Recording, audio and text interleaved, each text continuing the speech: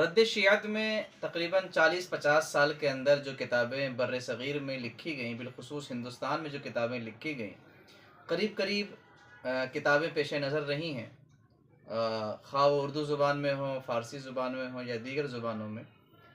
عرض یہ ہے کہ یہ جو کتاب تحفہ حیدریہ آپ دیکھ رہے ہیں، یہ کتاب اور کتابوں سے ذرا مختلف ہے۔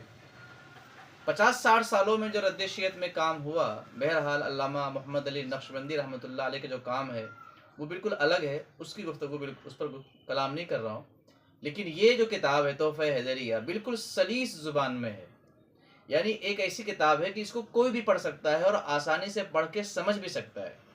بعض کتابیں ایسی ہیں کہ سمجھنے میں دقت ہوتی ہے، لیکن اس کتاب کے اندر تحفہ حیدریہ کے اندر محمد علی رضا صاحب قبلہ نے سوال و جواب کے انداز میں شیعوں کے اعتراضات کے جوابات دیے۔ تقریباً کئی سو اعتراض کے جوابات اس کے اندر موجود ہیں، اور پھر کمال یہ کہ ایک ایک اعتراض پر کئی جوابات ہیں، اور پھر اعتراض جیسا ہے جواب بھی ویسا ہی دیا ہے انہوں نے۔ یہ کتاب مجھے بہت پسند آئی اور زیر مطالعہ ہے۔ آپ سے بھی گزارش ہے کہ یہ کتاب آپ خریدیں۔ مثال کے طور پر آپ جہاں سے بھی پڑھنا چاہیں، آپ کو اس قدر خوشی ہوگی کہ اس کتاب کو لکھ کر کے مصنف نے ہم پر بڑا احسان کیا ہے اور ہمیں سینکڑوں کیا ہزاروں کتابوں سے بے نیاز کیا۔ میری مراد یہ ہے کہ درجنوں کتابیں پڑھنے کے بعد آپ جہاں تک پہنچتے، آپ تنہا اسی کتاب کو پڑھ کر کے شیعوں کے فریب کو اور جعلی مولائیوں کے فریب کو اور ان کے جال کو آسانی سے آپ توڑ سکتے ہیں۔ تو یہ کتاب بڑی مبارک ہے، زبردست ہے۔ اس میں جو فہرست ہے وہ پہلے آپ دیکھیں کہ کتنی لاجواب فہرست ہے اور کن کن مسائل کو زیر بحث لایا گیا ہے۔ فہرست انتہائی زبردست ہے۔ شیخین پر جو اعتراضات ہیں وہ بھی، سیدنا ابو ہریرہ پر ہیں، سیدہ عائشہ صدیقہ پر جو اعتراضات ہیں، عمرو ابن شعبہ، مغیرہ، حضرت مغیرہ رضی اللہ تعالیٰ عنہ اور دیگر جو صحابہ کرام پر اعتراضات ہیں وہ بھی ہیں۔ سیدنا عثمان غنی پر جو اعتراض ہے، حضرت طلحہ، حضرت زبیر بن عوام پر جو ہے، سیدنا امیر معاویہ رضی اللہ عنہ پر ہے، حضرت ہندہ اور حضرت ابو سفیان پر جو اعتراضات ہیں، تو ان سب کا جواب بہت ہی اچھے انداز میں مصنف نے دیا ہے۔ اور خوبی کی بات یہ ہے کہ جواب دیتے وقت انہوں نے کمال کی بات یہ کی ہے کہ جس کتاب سے حوالہ نقل کیا ہے، کتاب کا نام بھی دیا، صفحہ نمبر بھی دیا، اور اگر حدیث ہے تو حدیث نمبر بھی دیا، وہ کتاب کہاں سے چھپی ہے اس کے بارے میں بھی بتا دیا، اور ایک ایک چیز پر یعنی ایک ایک روایت کو کئی کتابوں سے آپ نے تخریج بھی کیا ہے، جو یقیناً اس سے اندازہ ہوتا ہے کہ کئی سالوں کی یہ محنت ہوگی اور بہت ہی زبردست محنت ہے۔ یہ آپ دیکھیے نا، حضور اکرم صلی اللہ علیہ وسلم نے کس زوجہ کے پاس شہد پیا؟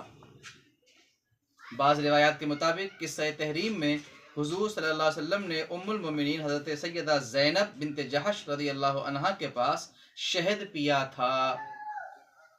یہ کن کی کتابوں میں ہے؟ مسند احمد، بخاری شریف، مسلم شریف، ابو داؤد شریف، نسائی، ابن حبان اور بیہقی اور دیگر کتب میں۔